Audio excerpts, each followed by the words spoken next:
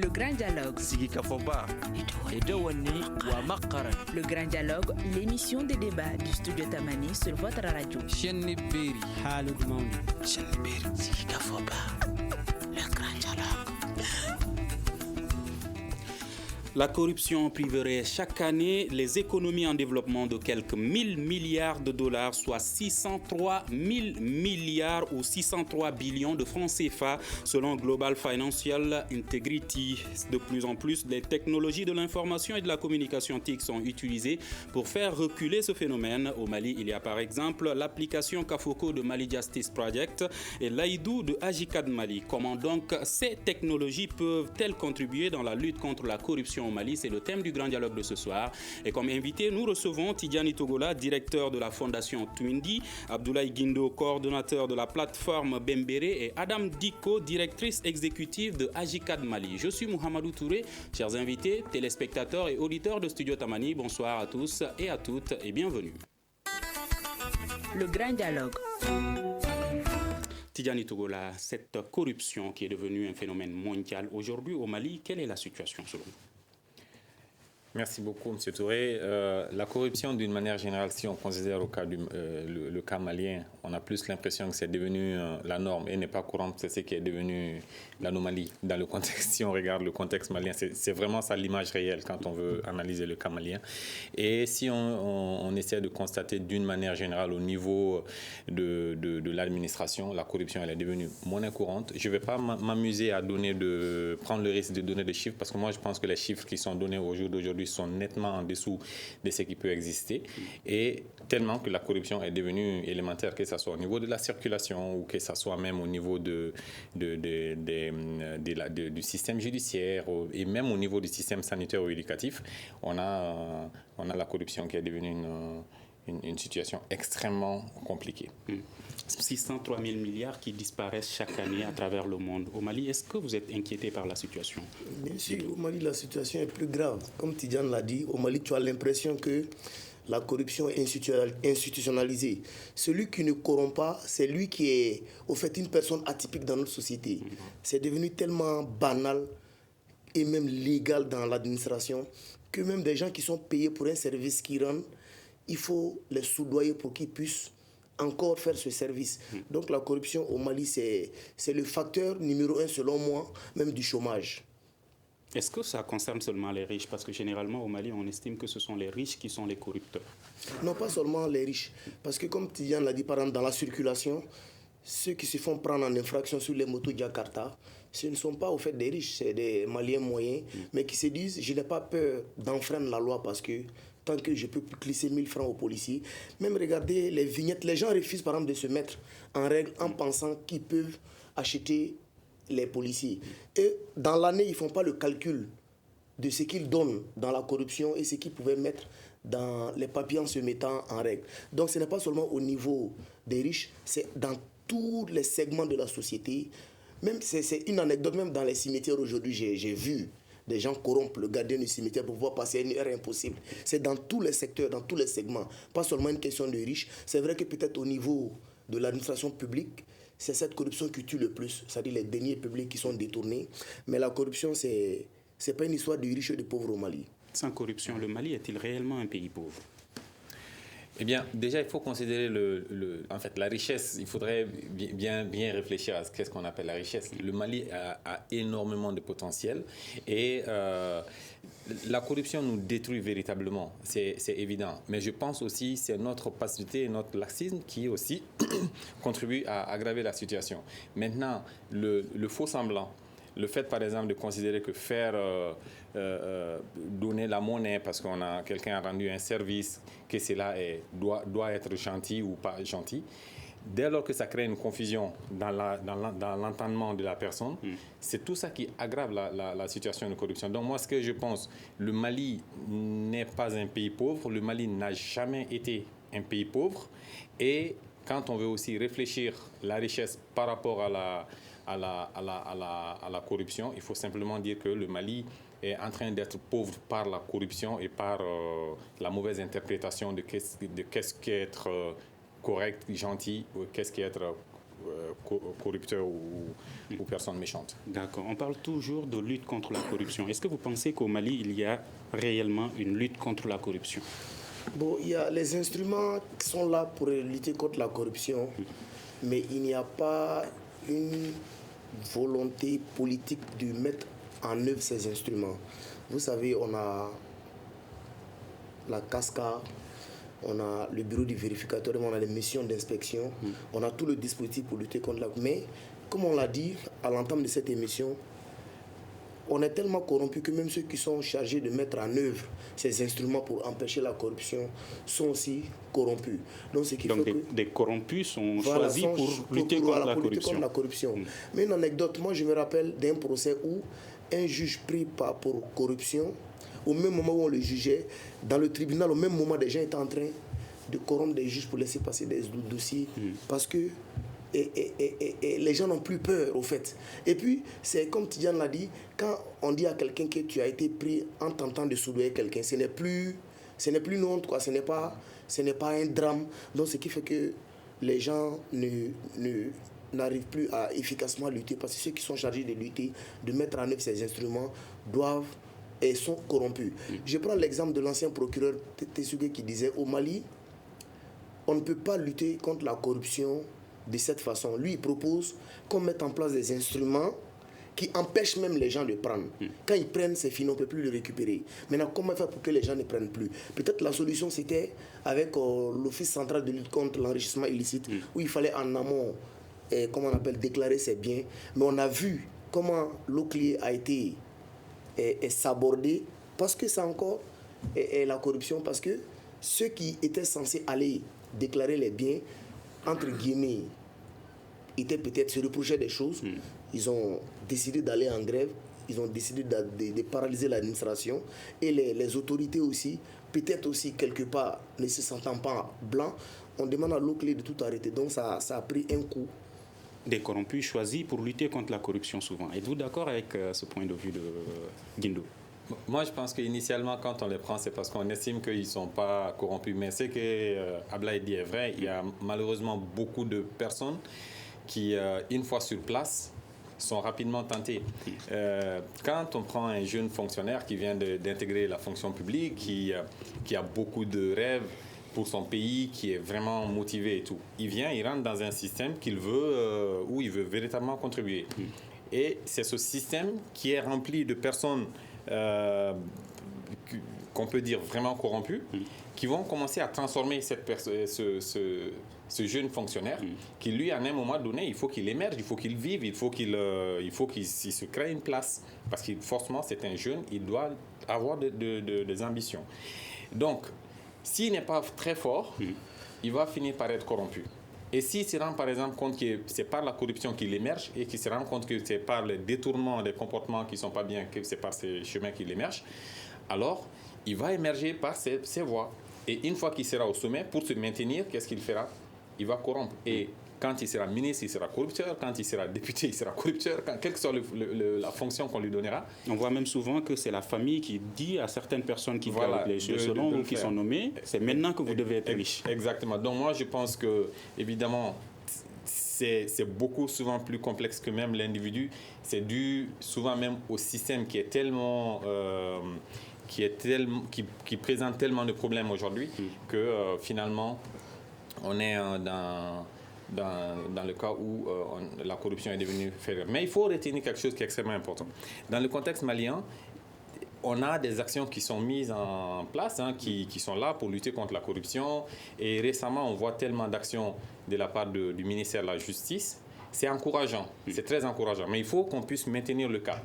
Et l'autre élément, c'est aussi, il y a un triangle là, quand on veut lutter contre la corruption. Il faut réussir, à couper tout ce qui est opportunité de corruption. Il faut mettre des systèmes de contrôle de corruption. Malheureusement, au Mali, on a des systèmes pour contrôler la corruption, mais l'opportunité de création, de bloquer la corruption, on n'a pas mis un dispositif qui permet de bloquer cette opportunité. Et troisième élément, il faut avoir le courage de sanctionner, il faut avoir le courage de dénoncer. Et ici, on ne veut pas dénoncer. Tu dénonces quelqu'un, immédiatement, c'est toi qui deviens la méchante personne.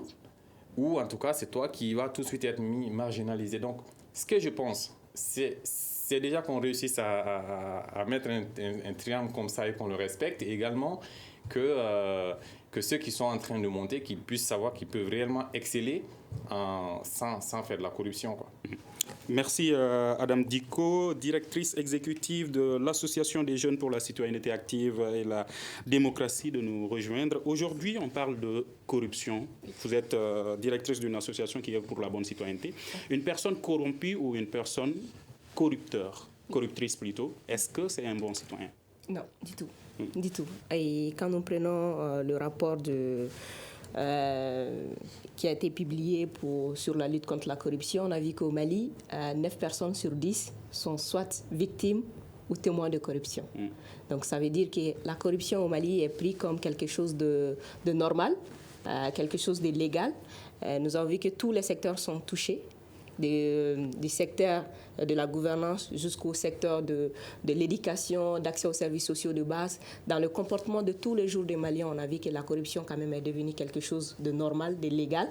Et voilà pourquoi certains citoyens s'adonnent à ces actes-là, pensant que peut-être ça fait partie de nous, ça fait partie de notre culture. Et quelle est la place accordée aujourd'hui aux nouvelles technologies dans la lutte contre la corruption au Mali? Alors, de plus en plus, nous avons au Mali des plateformes quand même qui émergent pour la lutte contre la corruption, parce qu'il faut reconnaître que le changement peut venir qu'avec les jeunes. Et l'outil le plus utilisé aujourd'hui par les jeunes, c'est le numérique. Donc, de plus en plus, il y a des initiatives qui sont prises pour développer ce secteur-là, afin que ça puisse contribuer à la lutte contre la corruption. Et je rejoins Tidjani quand il parlait tantôt de la dénonciation. On a vu que les numériques quand même permettent de dénoncer en gardant l'anonymat ou en gardant un certain quand même niveau de protection de l'individu, que quand on doit aller au niveau du tribunal et autres. Surtout qu'il n'y a plus de confiance entre les citoyens et ces institutions qui sont là pour lutter contre la corruption ou pour prévenir la corruption. Donc de plus en plus, ces initiatives numériques sont en train d'émerger et ça permet aux jeunes non seulement de s'imprégner de ce secteur qui est la lutte contre la corruption, comment le faire, mais aussi de l'utiliser, parce que tous les jours nous avons nos téléphones, nous avons nos ordinateurs, donc de l'utiliser pour devenir des citoyens actifs, notamment en dénonçant ou en prévenant quand même les cas de corruption. Guindo Dicko parle de numérique et de jeunes, mais est-ce que vous pensez qu'aujourd'hui, ces technologies sont suffisamment prises en compte par les autorités dans la lutte contre la corruption? Au fait, c'est ça, quand Titan parlait de triangle, il faut que ça soit pris en compte. Vous voyez, les pays aujourd'hui qui sont exempts dans la lutte contre la corruption ont combiné le capital humain, l'intégrité des hommes, associés aux nouvelles technologies de l'information. Quand les choses sont informatisées, immédiatement, ça met fin à la corruption. Et voilà pourquoi, dans l'administration publique, depuis plus de 10 ans, l'État essaie d'informatiser certains secteurs, mais les utilisateurs, ou bien soit les acteurs de ces administrations sont réticents à l'introduction de ces nouvelles technologies parce qu'ils savent que ça va mettre fin à comment on appelle, à la corruption. Donc il faut obligatoirement que l'État aujourd'hui arrive à intégrer les nouvelles technologies dans la gestion. Tant que l'argent sonnant et trébuchant circule, il y aura toujours la corruption. Mais quand c'est des versions électroniques, ça permet de ne pas faire circuler l'argent dans la main. Regardez par exemple le cas aujourd'hui des impôts. Aujourd'hui, la direction des impôts est capable de dire à chaque directeur de publication d'un journal que durant 12 mois, tu as signé par exemple 20 contrats qui t'ont apporté 40 millions. Et voici ce que tu dois payer à l'État. Autrefois, ce n'était pas le cas. Donc les journalistes partaient eux-mêmes déclarer ce qu'ils avaient gagné. Mais aujourd'hui, c'est pratiquement impossible. Ça a été informatisé, les contrats. Donc aujourd'hui, pour lutter efficacement contre la corruption, il faut obligatoirement, comment on appelle, inclure l'aspect nouvelle technologie de l'information. Obligatoirement l'inclure. Mais qu'est-ce qui bloque le fait de pouvoir inclure ces nouvelles technologies dans la lutte contre la corruption au Mali? Juste avant de répondre à ça, je voudrais faire une petite contribution sur le premier élément de leur usage. Moi, je pense que utiliser les technologies pour lutter contre la corruption se fait à différents niveaux. Côté citoyen, côté administration publique. Il faudrait que ça se fasse à différents niveaux. Et il faudrait également qu'on crée suffisamment de ponts pour que les différents acteurs puissent véritablement, à un moment donné, pouvoir comparer leurs informations. Si on prend le cas, par exemple, du ministère des Finances, régulièrement, on publie tous les contrats. Il n'y a pas de contrat qui n'est pas publié sur la plateforme du ministère de l'administration, des Finances. Mais le souci principal est que quand ces informations arrivent, ce n'est pas des informations comestibles par le citoyen. Tu mets des tonnes de milliards, des tonnes de chiffres et tu veux qu'un citoyen lambda puisse comprendre ces chiffres. Il ne sera pas capable de comprendre ce chiffre-là. Donc, il faudrait qu'on pense désormais aussi que l'administration, en amenant certains outils numériques, que ces outils soient aussi comestibles par les citoyens. Ou que, par exemple, des acteurs qui sont dans le monde des médias, tels que des journalistes, qui ceux-ci soient spécialisés sur le journalisme des données, par exemple, qui les permettront de pouvoir utiliser les outils technologiques pour pouvoir faire le point et ensuite détecter par exemple les cas de corruption ou en tout cas des cas suspects. Maintenant, au niveau aussi, je suis entièrement d'accord avec ce qu'Ablaye disait sur la dématérialisation de l'argent. Moi, je trouve que c'est très dommage que nous continuions d'utiliser l'argent liquide pour faire nos courses. Beaucoup de personnes vont toujours nous dire oui, il n'y a pas la couverture, mais justement, c'est en dématérialisant que la couverture Internet, que les autres éléments qui sont là vont devoir suivre avec une certaine vitesse. On ne peut pas dire on retarde quelque chose parce que voilà. Donc moi, c'est que je pense il faut dématérialiser le système, il faut dématérialiser les prestations, que ce soit les prestations avec les policiers et tout. Et l'autre élément, le numérique, ce n'est pas juste les logiciels, c'est aussi par exemple des caméras.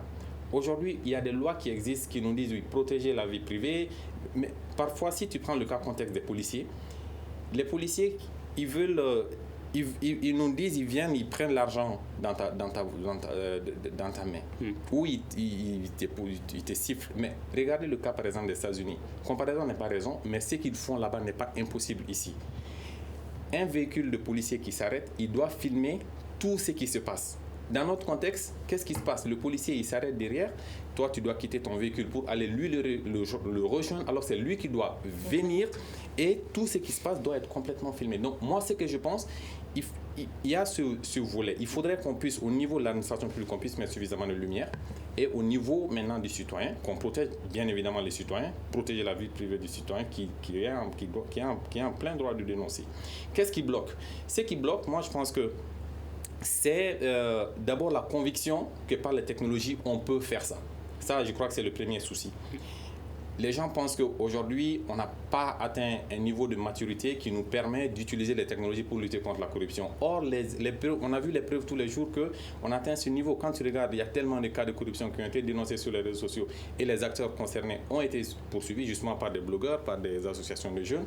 Et au niveau de l'administration, il y a des outils technologiques qui sont en train d'être utilisés, qui permettent aussi de lutter. Donc, déjà, il faut croire au fait qu'on peut le faire. Deuxième élément, il faut avoir le courage de le faire. Il faut vraiment avoir le courage de le faire et d'affronter. Parce que si on apporte les technologies, ça veut dire qu'on décide de bouleverser le système. Et quand on décide de bouleverser le système, cela signifie qu'on amène un changement. Et donc, tout changement entraîne la résistance, des choses comme ça. Il faut éduquer les gens progressivement, apporter les outils et les montrer le bénéfice.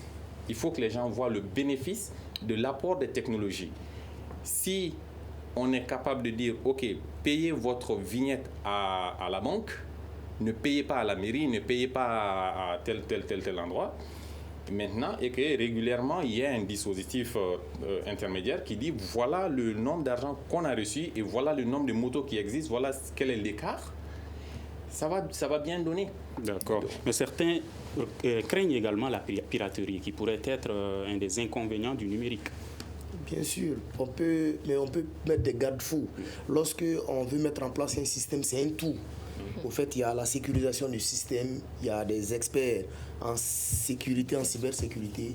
Même si c'est vrai qu'il peut y avoir des failles souvent, mais c'est tout ce dispositif qui va... Au fait, c'est un tout. C'est comme j'ai pris le cas de la Canam, par exemple, qui aujourd'hui est en train d'informatiser les cartes avec la digitalisation. Mais c'est tout un système, au fait. Au fait, il y a des experts en sécurisation de ces cartes, il y a des boutons de lecture. Donc, si on veut informatiser, comme on appelle l'administration pour lutter contre la corruption, c'est tout cet élément qui va ensemble. Et je pense que si on le veut, on a les moyens de le faire. Parce que tout cet argent qui est dilapidé dans la corruption peut nous permettre de mettre en place un système informatique qui puisse nous permettre de réduire au moins à 10% la corruption. Et si on réduit la corruption à 10%, l'argent qui reste peut permettre de créer beaucoup d'autres boulots pour les jeunes qui sont au chômage. A-t-on réellement les moyens humains, les moyens financiers pour pouvoir informatiser l'administration malienne? Ouais, je pense que les moyens sont là. Ce qui manque, c'est surtout la volonté politique qui manque. Comme je l'ai dit, au Mali, 9 personnes sur 10 sont soit victimes ou acteurs de la corruption. Ça veut dire que la corruption profite beaucoup plus à des gens que le contraire. Donc du coup, pour ça, il faut une volonté politique assez audacieuse pour pouvoir s'attaquer à ce secteur-là.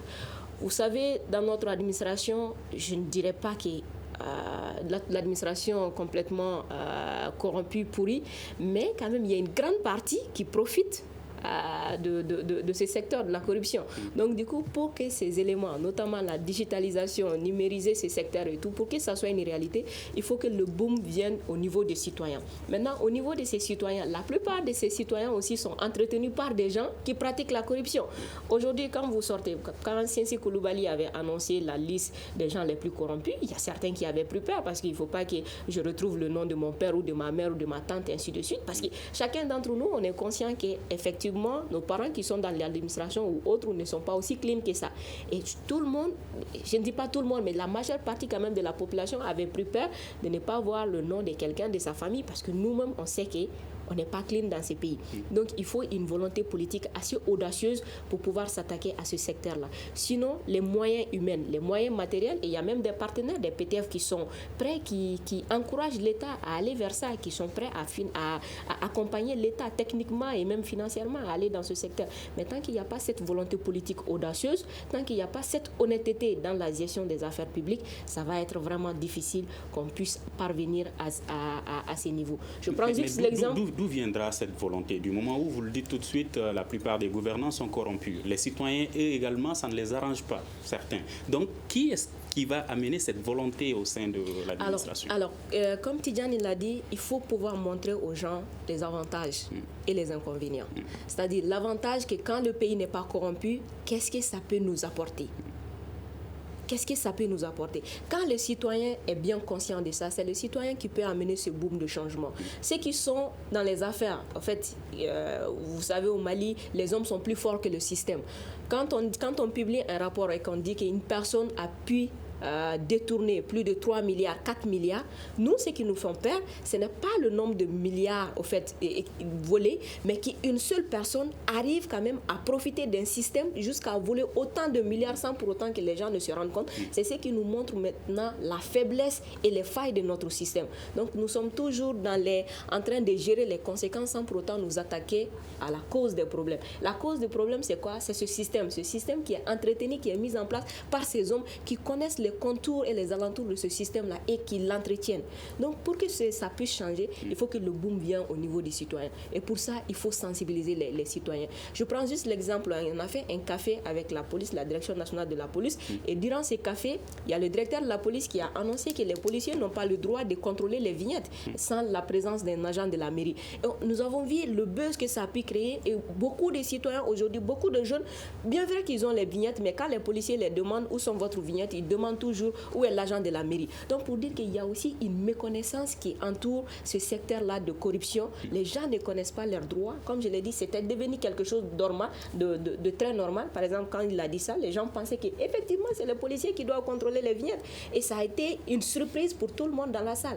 Et quand les gens sont sortis, c'est ce qui a vraiment fait le boom. L'autre chose par rapport à la carte d'identité et au certificat de résidence délivré par la police. Beaucoup pensaient que la carte d'identité, le prix normal, c'était 5 000, que quand on vous demande de payer au-delà de 5 000, c'est ce qui est anormal. Mais quand il a annoncé que oui, effectivement, c'est ce que la loi dit, c'est 1 000 francs et tout, et qu'il s'est engagé à afficher ça. On a vu le problème que ça a créé entre nous, à J4, et certains commissariats, le problème que ça a créé entre nous et même des policiers qui s'arrêtent dans la rue et tout.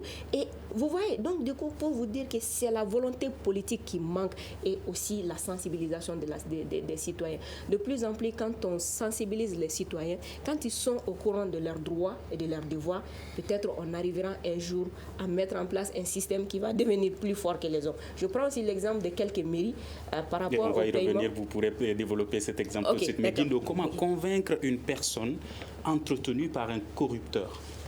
Au fait, il faudrait un mouvement social, mais en montrant les bons exemples. Je prends rapidement une anecdote. Pendant la transition, un directeur, un militaire médecin avait été nommé à Gabriel Touré quand il est venu, l'hôpital était endetté.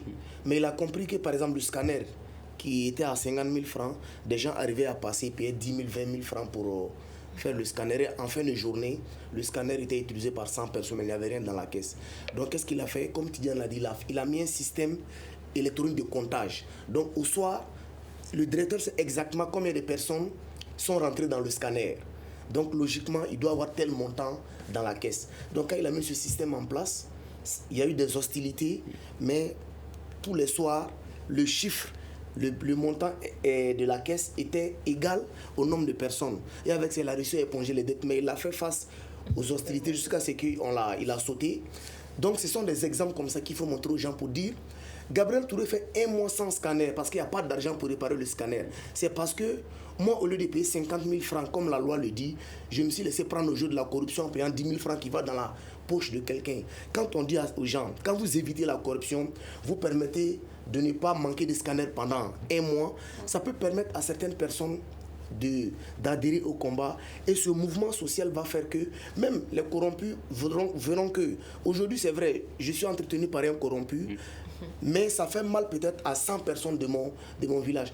Mais est-ce que ça l'inquiète? Est-ce qu'il ne s'inquiète pas beaucoup plus de sa propre personne que des 100 autres personnes? Souvent, comme Adam, il est victime de quelque chose, mais il ne sait pas que c'est à cause de la corruption. Par exemple, tu vas dans ton village, il n'y a pas d'eau potable.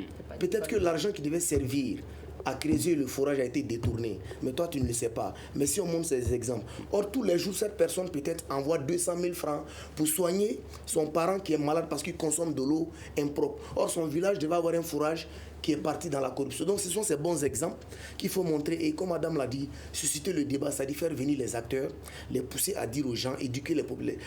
Voici, c'est ça. Et les réseaux sociaux. On a vu des jeunes qui sont allés dans des commissariats, dans des caps. J'ai vu au cap de Calaban-Croix, la dame réclamait 500 francs par élève pour récupérer leur attestation. Mais le jeune courageux qu'il est, il a fait une vidéo pour dire je suis en direct dans le cap de Calaban-Croix, la dame me demande 500 francs, or l'attestation est gratuite. Elle a tellement paniqué qu'elle n'a pas vu au fait la caméra, elle n'a pas dit au petit ne le filme pas. Elle a commencé à faire des révélations. C'est mon chef qui m'a dit de prendre les 500 francs. Donc ça fait un buzz. Et une semaine après, on a vu la lettre circulaire du ministre qui dit toutes les attestations sont gratuites. Donc, ça permet souvent, même si souvent il y a des hostilités, parce que dans certains caps, selon nos informations, des caps continuent à prendre de l'argent, mais ça règle le problème en tout cas dans les centres-villes, dans les agglomérations. Mais dans les villages encore, on continue à prendre de l'argent. N'est-ce pas plus un problème de manque de sanctions qu'un problème de manque de sensibilisation, puisque certains estiment que difficile de trouver aujourd'hui un Malien qui n'est pas conscient des conséquences de la corruption? Non, les gens ne sont pas véritablement conscients des conséquences. Ça, s'il y a une chose qui est certaine, c'est ça, les gens n'ont pas forcément conscience des conséquences. Par contre, je ne pense pas non plus que venir tout de suite dire oui, on sanctionne tout le monde n'importe comment, ce n'est pas la formule, parce que quand on essaie de sanctionner, ceux qui sanctionnent sont potentiellement corrompus. Donc, à un moment donné, ils vont arrêter de sanctionner pour quelque chose en retour. Ce qu'il faut, il faut que le citoyen comprenne que c'est mieux vaut se suicider que d'aller corrompre. Il faut qu'ils comprennent parce que c'est la même chose en fait, c'est l'équivalent. Corrompre, c'est se suicider. Il faut que les citoyens comprennent cela. Dans l'exemple de Abla et même l'exemple aussi que Adam donnait tout à l'heure, c'est clair. Au lieu de payer, tu refuses de payer correctement, tu donnes de l'argent, tu fais les dessous de table. Donc, l'entretien pour des infrastructures sanitaires ou de l'infrastructure éducative ne se fera pas correctement. Et donc, quand tu viendras, on fait des analyses, les résultats des analyses sont forts, et c'est ce qui va te conduire tout droit vers là où personne ne voudrait pas aller immédiatement. Donc, moi, je crois que c'est d'abord là la question. Il faut que les gens prennent conscience que c'est important. Deuxième élément, il faut que les gens soient courageux. Moi, je pense que l'État, c'est aussi le citoyen d'abord. Quand un policier te siffle, il faut être courageux, lui dire « je ne paye pas, garde la voiture si tu veux, mais moi, je ne payerai pas ». Et il faut également qu'on arrête de payer dans la circulation. Un policier qui te siffle, qui te dit « oui, bon, écoute, je prends ta clé », de quel droit il prend la clé? Ou tu pars dans une administration, on te dit de faire certains types de paiements, que tu fasses ces paiements dans ces endroits-là. Ce n'est pas l'endroit. C'est ce que j'expliquais en fait en disant qu'il faut couper l'opportunité. Oui. Il ne faut pas qu'il y ait de l'opportunité pour que les gens fassent la corruption. Il faut couper ça. Maintenant, quand ça c'est coupé, à ce moment, on amène le système de contrôle. Aujourd'hui, on a tellement de systèmes de contrôle que finalement, ça pose un souci. Problème. Maintenant, vous avez posé une question qui était très, très intéressante, à mon avis. C'était que, est-ce qu'il n'y a pas de problème de sécurité dans la mise en place des technologies pour la piraterie? Mais attends, il n'y a aucun problème. S'il s'agit de l'argent en termes de finances, le blockchain existe aujourd'hui qui garantit la sécurité des transactions. C'est un système très, très avancé. Il y a plein de jeunes Maliens qui sont formés à ce type de technologie, qui peuvent contribuer au niveau de l'administration à mettre en place des solutions comme ça. Chez Tuwindi, quand on a développé la plateforme Judith, qui n'est pas encore officiellement lancée, bon, après, on peut dire, ceux qui nous écoutent maintenant sont les premiers à le savoir, ce type de système informatise systématiquement donc la chaîne des valeurs judiciaires. Et toute la transaction à l'intérieur, c'est de la transaction basée sur le blockchain. Donc, la question n'est pas la sécurité. La question, c'est le courage de le mettre, la volonté du citoyen d'abord de tenir tête aux corrupteurs au niveau de l'administration, de lui dire « je ne paye pas ». Et je reviens sur ce que Guindo disait, qui est qu'aujourd'hui, une bonne partie des gens qui gèrent l'administration sont également corrompus. Alors, quelle preuve que les gens qui vont gérer ce système d'informatisation ne seront pas également des gens corrompus? En fait, ils ne géreront que ce qu'ils peuvent gérer. Le système gère le reste. Il faut juste qu'on prenne conscience de cela. Souvent, quand on fait l'informatisation à outrance, certaines personnes, mais il y a plein de gens maintenant qui ont pris l'habitude de dire qu'on retire le boulot des hommes pour le donner à des machines. On ne retire pas le boulot des hommes pour le donner. Mais un système doit être suffisamment intelligent pour bloquer certaines choses. Ça, c'est évident. Et chaque acte que chacun doit poser dans le système doit être systématiquement traçable. Et pour cela, il faut accepter de pousser le niveau d'informatisation que nous avons actuellement. Moi, je vois tous les véhicules équipés de balises et les feux tricolores équipés de balises. Donc, tu passes pendant que le feu est au rouge, il n'y a pas de souci, continue ton chemin. La contravention te trouvera à la maison. Et ça, on n'a pas besoin de payer cher. Un texto, un simple SMS, les opérateurs de télécommunications, ils peuvent contribuer à cela. Et on a la GFO qui est supposée aussi contribuer pour qu'on puisse avoir plus de couverture, avoir plus d'accès. Auparavant, on pouvait dire que techniquement c'est difficile. Aujourd'hui, ce n'est pas une excuse. Il y a la 4G, ça file très très vite. On est en train de foncer bientôt vers la 5G. Est-ce que ça file très vite au Mali? Non, ça file très vite. Le débit, nous on teste régulièrement. Je ne dis pas dans toutes les régions. Mais dans tous les cas, ce que je suis en train de dire, ce n'est pas des solutions qui demandent des bandes passantes extrêmement élevées. C'est des capteurs qui sont implantés simplement. Quand souvent, c'est pas vous, personne n'allume les lampes de circulation, ça s'allume automatiquement. Et il y a tellement de capteurs qui existent qui peuvent simplement lire les balises des véhicules. Chaque véhicule communique avec la circulation. On va dire que ça c'est des rêves, on va dire que ça c'est pas réaliste, mais c'est pas des rêves, c'est des choses qui se font tous les jours qu'on peut rapidement mettre en place. En les mettant en place, l'avantage c'est quoi? On va contribuer à lutter contre la corruption, on va créer de l'emploi et on va créer de la compétitivité technologique au niveau national et sur-régional. Et finalement, on va arriver à résoudre beaucoup de choses simultanément. Pourquoi quelqu'un doit aller payer de l'argent devant l'hôpital? Tu ne dois pas le faire. Tu dois pas le faire. Il faut simplement être capable de payer cet argent directement depuis ton téléphone en ligne, soit directement à la banque, soit au niveau de... Mais ça risque de poser problème pour les personnes non alphabétisées, par exemple. Et je pose la question à Adam Diko. Oui. Mais vous savez, moi, juste pour équilibrer le temps de parole, je vous donnerai la parole tout de suite. Adam. Oui. Alors effectivement, en fait, ça, c'est des mesures progressives qui se font petit à petit. C'est-à-dire, aujourd'hui, on ne peut pas dire que le gouvernement prend directement une décision pour dire désormais tous les paiements au niveau, que ce soit au niveau de l'hôpital, au niveau des écoles et tout, il faut passer par la banque et autres. Ça peut créer d'autres problèmes parce que la bancarisation du pays est à un niveau assez bas ou peut-être même l'accès au réseau téléphonie aussi, c'est pas sur toute l'étendue du territoire. Mais quand même, c'est des mesures qui peuvent aller petit à petit. C'est-à-dire dans des zones où c'est possible, pourquoi ne pas commencer avec ces zones-là? Encore une fois, je reviens sur la question, est-ce que la sanction aussi n'encourage n'encourage pas le manque de sanctions. Voilà, le manque de sanctions aussi n'encourage pas la lutte contre la corruption. Oui, effectivement, parce que tant qu'il n'y a pas de sanctions, en fait, tout le monde est encouragé à faire ce que tu veux. Aujourd'hui, les gars, ils te demandent de l'argent, tu dis tu ne payes pas. Ils te disent, c'est votre directeur qui a dit ça. Il te dit, va dire au directeur que moi, je dis que tu payes. Parce qu'il n'y a pas de sanction. Et ça, c'est relaté tous les jours sur les réseaux sociaux. Je prends l'exemple des vignettes où il y a des gens qui demandent carrément, allez-y dire au directeur que nous, on a dit que vous payez les vignettes. Ça remonte. Mais après, il n'y a rien. Il n'y a pas de sanction. Il n'y a rien. Ce même gars qui l'a dit le lundi, le vendredi encore, il est là. Il répète la même chose. Et pourtant, le directeur, il est au courant, il a été informé et tout. Mais il n'y a pas de sanction. Donc souvent aussi, il y a de la démagogie dans les discours. Souvent, quand on fait venir des acteurs ou des responsables, les discours qu'ils tiennent,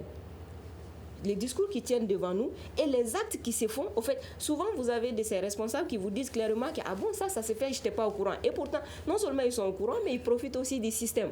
Donc du coup, on fait croire aux citoyens comme si, ça, nous, on n'était pas au courant. Souvent, il faut aussi remonter l'information. Mais même quand l'information est remontée, il n'y a pas de sanction, il n'y a rien. Mais il faut que les citoyens osent aller au-delà de ça. Il y a une personne qui a été arrêtée l'autre jour. Les policiers lui ont arrêté. Ils ont dit qu'il n'y avait pas allumé ses phares. Donc de payer. Il a demandé le reçu. On a dit non, celui qui a le reçu est sorti. Ok, il a attendu. Pendant 30 minutes, la personne n'est pas venue. Pendant 1 heure de temps, il est revenu. On dit non, on t'a dit que celui qui a le reçu est sorti. Donc si tu veux le reçu, tu l'attends. Il a demandé il revient quand. Il dit non, on ne sait pas quand est-ce qu'il va revenir, mais quand même il est sorti. Donc le monsieur, il a laissé sa carte grise, il est parti à la maison. Et le lendemain, il est parti au commissariat pour payer. Il a vu que défaut de phare, nous on lui a dit clairement, défaut de phare, ça te coûte moins de 1000 francs. Vas-y, va récupérer. Il est parti, il a payé 300 francs, il a récupéré son reçu, il a récupéré sa carte grise. Maintenant, et pourtant, les policiers lui avaient demandé combien? Il lui avait demandé 2000 francs de donner ça pour qu'il passe. Donc souvent, ça, c'est des choses aussi que les citoyens doivent savoir. Pour les cas des vignettes, on a dit aux gens, osez, allez-y porter plainte et faites de la communication autour de ça. Aujourd'hui, nous avons les réseaux sociaux, nous avons les radios, nous avons la télé. Osez parler de ça. Ne vous dites pas seulement si ça arrive à une Adam Diko ou à une Tidjane, ils sont connus, on peut parler. Et concernant les nouvelles technologies, est-ce que le citoyen lambda maîtrise ces applications, quand je cite par exemple Kafoko ou Laïdou, est-ce qu'ils peuvent les utiliser? Avant de répondre à cette question, je voudrais répondre à ce que Tidjane a dit. Quand vous avez posé la question de savoir est-ce que les citoyens corrompus gèrent le système. Au fait, le système se gère lui-même. Je prends un exemple. Dans une entreprise privée au Mali, j'y suis allé un jour. J'ai vu que le pointage est électronique. Mais avant le pointage électronique, le gars, il se réveille à 10h. Il dit au gardien, écris mon nom dans le cahier, mets 7h40, je te donne 500 francs. Mais avec le gardien est là, mais le gardien n'a plus accès au système informatique. Tu viens à 7h, tu mets ton empreinte. C'est la machine qui dit que Abdoulaye Guindo est venu à 7h45. Donc, bien que le gardien soit corrompu, il n'a pas accès au système. Je prends le cas du passeport. Moi, j'ai fait un passeport avant le système biométrique et dans le système biométrique. Tu vas payer en espèces, c'est tout un tas de plans. On te dit de payer 80 000. Mais aujourd'hui, que tu sois intellectuel ou pas, tout le monde va à la banque, tu payes 55 000 francs 21 jours. Tu viens, tu ne payes aucun franc au policier. Tu déposes ton passeport 21 jours, tu viens récupérer ton passeport. Maintenant, par rapport à l'application, aujourd'hui, toutes nos mamans, nos frères qui ne sont pas allés à l'école, mais ils utilisent WhatsApp. Ils utilisent les téléphones WhatsApp. Mais c'est en 30 secondes, l'explication de l'utilisation de ces applications, c'est en 30 secondes. Maintenant, la question qu'il faut poser, est-ce qu'on aura suffisamment de moyens de temps de répartir des formateurs dans ces locations? Sinon, en 30 minutes aujourd'hui, on n'a pas besoin d'aller à l'école pour utiliser un téléphone Android. Il suffit de former les gens en 30-40 minutes. Paf, c'est parti, les gens vont l'utiliser. Mais ça va concerner toujours les centres urbains, pas les zones rurales. Je parle sur le contrôle. Ceux qui développent les applications, ils mettent maintenant l'option vocale qui est plus facile à utiliser que l'option écrite.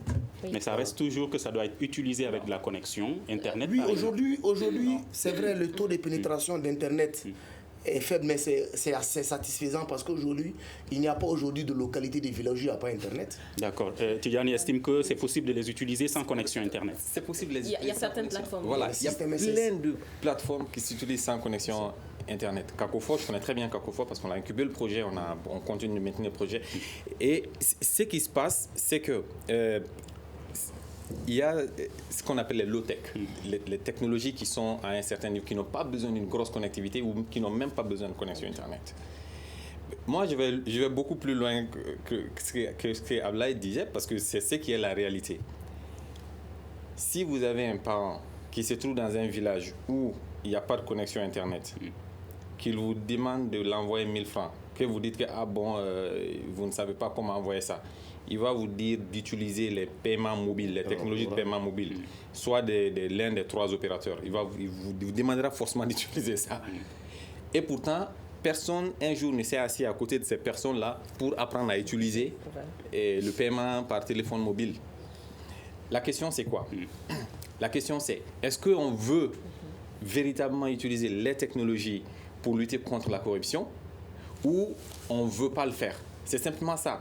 On peut utiliser le SMS, on peut utiliser la voix, et on n'a pas besoin d'Internet. C'est-à-dire que l'État peut décider aujourd'hui de dire je mets une ligne verte. En d'autres termes, c'est l'État qui va payer pour les communications aux opérateurs, mais le citoyen ne paye rien. Donc, le citoyen, il appelle sur la ligne verte et il transmet son message, soit pour dénoncer, soit pour... Kakofo est un exemple. D'accord, justement, parlez-nous de Kakofo, dernier tour de table pour parler de ces différentes applications. Kakofo, de quoi est-ce qu'il s'agit? Donc, Kakofo, en fait, est une application mobile qui est à la fois vocale, qui permet de dénoncer les cas de corruption, notamment liés aux tracasseries sur les routes, au niveau de 3 corridors principalement, mais après qui peut être utilisé sur d'autres corridors, que ce soit au niveau de Sikasso, Puchala. Donc, en fait, Kakofo, c'est une application comme ça. Il tourne à la fois en français, mais aussi il tourne aussi en bambara. Et donc, dans les jours à venir, ça devrait pouvoir s'élargir sur d'autres langues, quoi. Et donc, ça veut dire qu'un citoyen qui est victime de tracasserie routière peut dénoncer à travers cette application. Exactement. Donc, un citoyen victime de tracasserie routière d'abord, il faut juste l'installer sur son téléphone. Et ensuite, vous dénoncez, si jamais vous êtes victime, vous dénoncez. Et en dénonçant la position où l'incident s'est passé et tout, il y a une équipe qui sera immédiatement en contact avec vous et on essaiera de décanter la situation. Donc, c'est fonctionnel, c'est téléchargeable gratuitement sur Play Store. D'accord. Et l'Aïdou? Alors, l'Aïdou, mais je vais venir aussi sur Kakofo parce qu'on travaille aussi avec Twindy dans le cadre de ce projet. Alors, Kakofo, effectivement, comme il l'a dit, les gens, ils dénoncent des cas de corruption et nous avons des bureaux de plaidoyer citoyens qui sont appelés des BPC, qui sont à Sikasso et à Puchala. Donc, dès que les plaintes sont reçues, donc il y a une équipe, c'est-à-dire les BPC, qui contacte directement la personne qui est témoin ou qui est victime de corruption pour prendre les informations et relayer ces informations soit au niveau de la police, soit... Et l'Aïdou maintenant? Alors, l'Aïdou, c'est une plateforme qui permet vraiment de suivre les engagements politiques, les promesses politiques et tout, parce qu'on a vu que pendant les campagnes, il y a beaucoup de promesses, il y a beaucoup de projets de société et autres, mais une fois que ces candidats élus, les citoyens n'ont plus accès à ces projets de société. Donc l'AIDO permet aux citoyens de pouvoir lire encore les projets de société de ces candidats pour leur dire, écoutez, monsieur le président, pendant la campagne, vous avez mis dans votre projet de société que vous allez faire ça. C'est en français seulement ou en bambara aussi? Alors, l'AIDOUS, pour le moment, c'est en français. Et l'AIDOUS permet aussi de suivre la mise en œuvre des politiques publiques. D'accord, rapidement. Et Bembéré? Oui, bon, nous, c'est juste des articles, des petites vidéos de dénonciation que nous faisons avec des preuves à l'appui. C'est notre contribution. On ne développe pas d'application, mais on a juste une plateforme web en ligne qui permet aux jeunes blogueurs, influenceurs de dénoncer des cas de corruption et proposer en retour aussi des solutions technologiques de lutte contre. Et voilà pourquoi même Kakofo et la plateforme, on a eu à relayer ces articles pour expliquer aux gens qu'il existe des plateformes sur lesquelles ils peuvent aller dénoncer et donc vous êtes également dans la sensibilisation. Merci beaucoup. Comment les technologies peuvent contribuer dans la lutte contre la corruption au Mali? C'était le thème du grand dialogue de ce soir. Et nos invités, Tidjani Togola, directeur de la Fondation Twindy, Abdoulaye Guindo, coordonnateur de la plateforme Bembéré, et Adam Diko, directrice exécutive de Agicad Mali. À la régie vidéo et audio, Salim Djouara et Mamadi Keïta.